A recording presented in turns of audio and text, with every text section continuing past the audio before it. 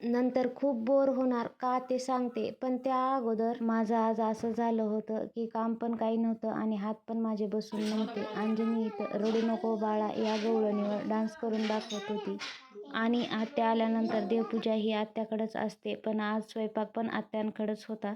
आत्या म्हणाल्या, मेथीची भाजी बनवते, तू शेतातून जाऊन मेथीची भाजी घेऊन ये. म्हणून मी मेथीची भाजी आणण्यासाठी शेतात आले होते. मेथीची भाजी घेताना मला हे पान दिसलं. मी यांना पण दाखवलं, पण हे म्हणाले की तुला कशाचं पण नवल वाटते. खरंच मला या अशा गोष्टींचं खूप नवल वाटतं. यांना याचं काहीच वाटत नाही. त्यानंतर ही छोटी छोटी टमाटे लागली होती टमाट्याच्या झाडाला.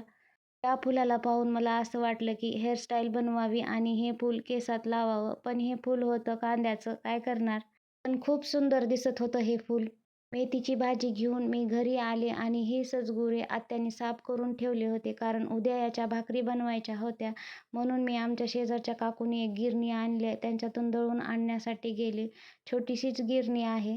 त्यामुळे दळायला थोडा वेळ लागणार होता म्हणून मी घरी आले आणि आम्ही सगळ्यांनी जेवण केलं. जेवण केल्यानंतर मी जाऊन पीठ घेऊन आले. त्यानंतर आबाई इथे ढाळे घेऊन आल्या होत्या. आम्ही सगळ्यांनी बसून ढाळे खाल्ले. आत्या आणि आबाई आहेत त्यामुळे मला तर खूप करमायला लागले. त्या गेल्यानंतर 2-3 दिवस तर बोर होणार आहे. या दोघी आल्यानंतर खूप मज्जा येते. त्यानंतर पप्पा आले होते माळवं घेऊन. मी ते नीट करून ठेवलं. नंतर आत्यानी चहा बनवला आणि आम्ही सगळ्यांनी पिला. सकाळी आत्यानी डाळीतली फळं केली होती. खूप छान झाली.